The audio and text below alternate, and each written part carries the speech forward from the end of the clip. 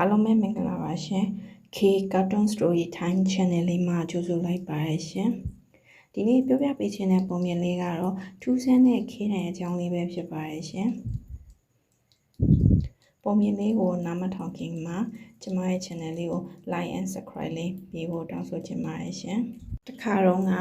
မောင်လူချိုးဆိုတဲ့ကောင်လေးတစ်ယောက်ရှိတဲ့ကွယ်သူကရုပ်ကလေးချုံမောလာပပေးမယ်ကျောင်းမှာလက်ရည်မလားလို့တိတပေါင်မခဆရာကြီးရဲ့စူပူချင်းမောက်မှုကိုခဏခံရရှာတာပေါ့ကွယ်လက်ရည်က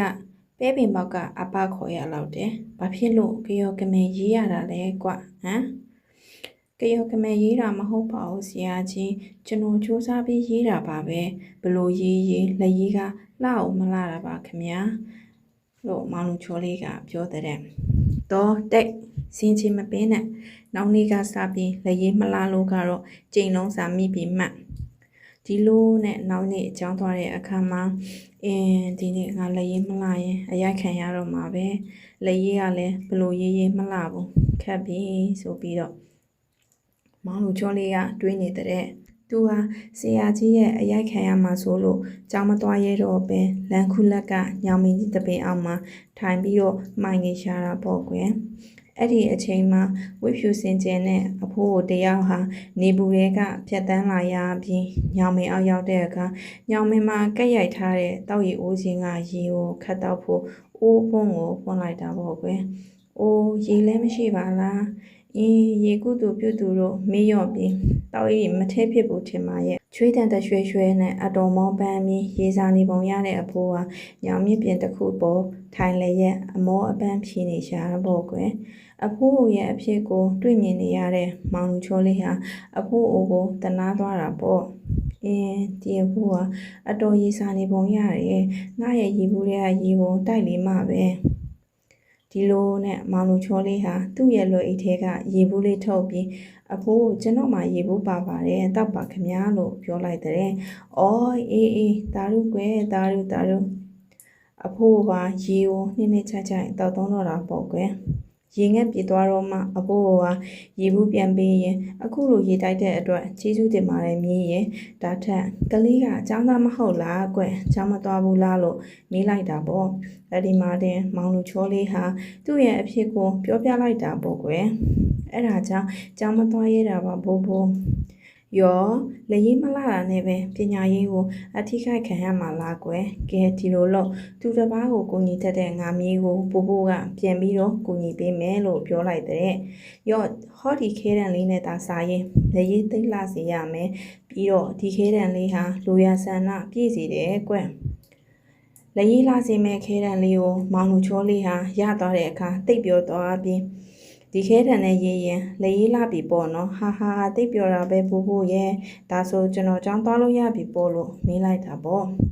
အေးကျောင်းမမှန်သက်ပြီးစာချုပ်စားပါကလေးရဲ့လို့အဖိုးကလည်းပြန်ဖြေလိုက်ပါတယ်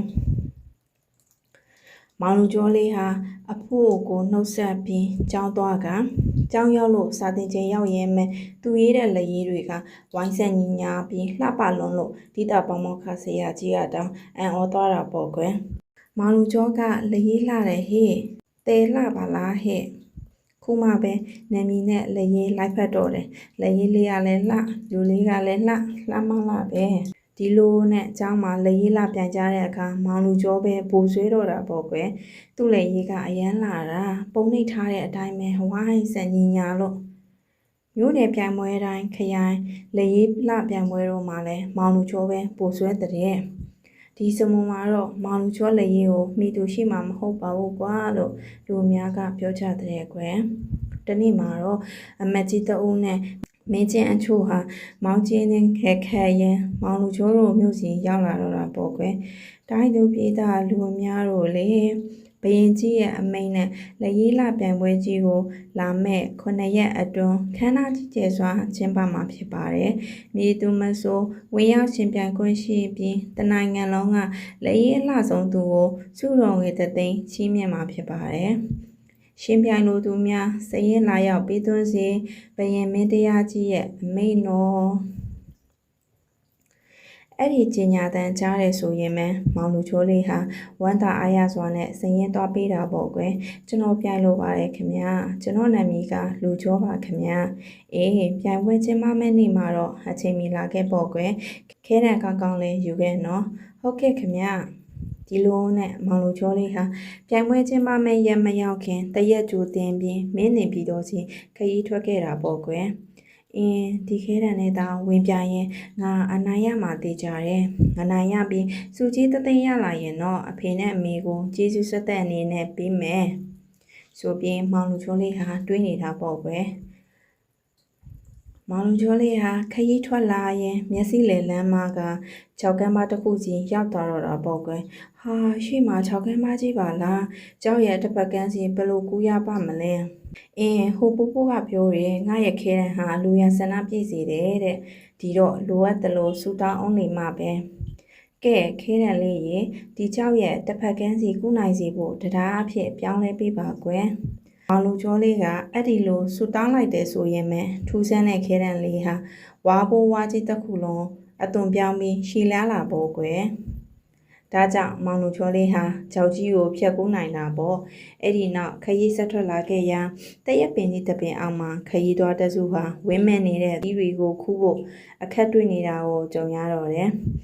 တချူရှင်ရန်ကောင်းမှာပဲကွာတရက်ဒီတွေကအမြင့်ကြီးမှတီးနေတာကွာအပေမော်တက်ခုလို့လည်းမမေဘူးမပူပါနဲ့ကျွန်တော်မောင်လူချောကိုညီပါမယ်မောင်လူကျော်လေးဟာသူ့ရဲ့ထူးဆန်းတဲ့ခဲတံကိုတန်ချူလိုရှည်လျားစေပြီးခဲတံရဲ့ထိပ်ဖြားနဲ့တရက်သီးတွေရဲ့အညာတွေကိုထူးခြားပေးလိုက်တာပေါ့ကွယ်ပြုတ်ကျလာတဲ့တရက်သီးတွေကိုအောက်ကစီးဖမ်းပြီးခရီးတော်တစ်ခုဟာမြင်ရင်ရှက်ရင်စားသုံးနေကြတာပေါ့ကွယ်ကျေးဇူးတင်လာပါတယ်ငါတူရဲ့ရပါတယ်ခင်ဗျာဒါထက်မင်းနေပြီးတော့စီဘယ်လိုသွားရမလဲခင်ဗျရှေ့မှာမြစ်တစင်းရှိတယ်ကွအဲ့ဒီမြစ်အတိုင်းစုံစင်းသွားပေရော့မောင်လူကျော်လည်းဆက်လက်ထွက်ခွာလာရာမြေကန်းဆက်စီရောက်လာတာပေါ့ကွယ်ဒီလိုနဲ့သူဟာကရုလေကြီးတစ်စီးနဲ့မြစ်ကြောင်းအတိုင်းစုံစင်းလိုက်ပါခဲ့တော့တယ်မောင်လူကျော်တို့ရဲ့လေကြီးဟာမြေကွေးတစ်ကွေးကိုကြော်ရုံရှိတဲ့မိုးတက်လေပြင်းတွေတိုက်ခတ်လာပြီးဟာလေပြင်းကျလာပြီဟေးမိုးတဲလာပြီရွက်တွေသိမ်ဟာရွက်တိုင်းကြီးကျိုးသွားပြီဟေးလေတကြီးနဲ့လေထိုးသားတွေဟာလေမမအောင်မနေကျူးစားနေရရှာတယ်။လိုင်းတွေလေတွေပြင်းထန်လွန်းလို့လေဟာကန်းစီကတ်လို့မရပဲရေကြီးနဲ့တဟုန်ထိုးမျောပါရာကပင်လယ်သမုဒ္ဒရာဘက်စီဥတီမျောသွားတာပေါ့ကွယ်။တညာလုံးလေပြင်းမုန်တိုင်းမိပြီးနောက်နေ့မနက်မိုးလင်းချိန်မုန်တိုင်းဆဲသွားတဲ့အခါမောင်လူကျိုးတို့ရဲ့လေကြီးဟာကမ်းမမြင်လမ်းမမြင်ပင်လယ်ပြင်ထဲရောက်လို့နေတာတွေ့ရတာပေါ့ကွယ်ဒုက္ခပဲကမ်းခြေစီရောက်ဖို့မလွယ်တော့ဘူးရွက်တိုင်ကလည်းကျိုးသွားပြီးခက်ထက်ရဲ့အားကလည်းနင်းနေတယ်ဒီလိုနဲ့သမုတ်တရားနဲ့တရွရွမျောပါသွားရရင်အားလုံးအစာငတ်ရေငတ်နဲ့တည်စားရလိမ့်မယ်အမလေးကိုကြရမယ့်ဘဝပါလားခင်ဗျာဒီမှာတင်မောင်လူချိုးလေးဟာကိုကျွတ်စွန့်ပြီးခရီးသည်တွေရဲ့အသက်ကိုကယ်တင်ဖို့ဆုံးဖြတ်လိုက်တာပေါ့ကွယ်ငါရဲ့ခဲတံလေးကိုအသုံးပြုပြီးကယ်တင်ရတော့မှာပဲခဲတံတစ်ခုခုဖြစ်သွားလဲမတက်နိုင်ဘူးလူအသက်တွေကယ်ဖို့ပိုရေးကြည့်တယ်ဒီလိုနဲ့မောင်လူချိုးလေးဟာသူ့ရဲ့ခဲတံလေးကိုရွက်တိုင်ကြီးရဲ့အနေအထားလောက်ဖန်ဆင်းစေလိုက်ပြီးရွက်တိုင်အဖြစ်အသုံးပြုပါလေတဲ့ကြီးဆိုပြီးပေးလိုက်တာပေါ့ကွယ်ဒီလိုနဲ့ခဲတံကိုရွက်တိုင်လို့ပြီးကန်းချီပတ်မှန်းလိုက်ရဲ့ရွက်လွန်ခဲ့ရာကန်းချီကိုလမ်းမြင်လိုက်ရချိန်မှာပဲဟာကန်းချီကိုတွေ့ရပြီဟဲ့အလိုလေးလေပြင်းမုန်တိုင်းတက်ခက်လာပြန်ပါလားဟာရွက်တွေသိမ့်ဟာရွက်တိုင်ဟာကျိုးသွားပြန်ဟဲ့ရွက်တိုင်ကျိုးသွားပေမဲ့ကန်းဆက်နဲ့နီးနေပြီဖြစ်လို့လေသမားတွေဟာခက်တက်တွေကိုအားထည့်လို့ကြရာမကြာမီကန်းဆက်စီရောက်ရှိသွားတာပေါ့ကွယ်မောင်လူကျော်လေးရဲ့လက်ထဲမှာတော့ခဲတံထက်ဝက်ပိုင်းကျိုးလေးပဲကျန်ခဲ့တာပေါ့သွားပြီပရင်ကြီးရဲ့အလှရေးလာပြန်ပွဲဝင်လို့မရတော့ဘူး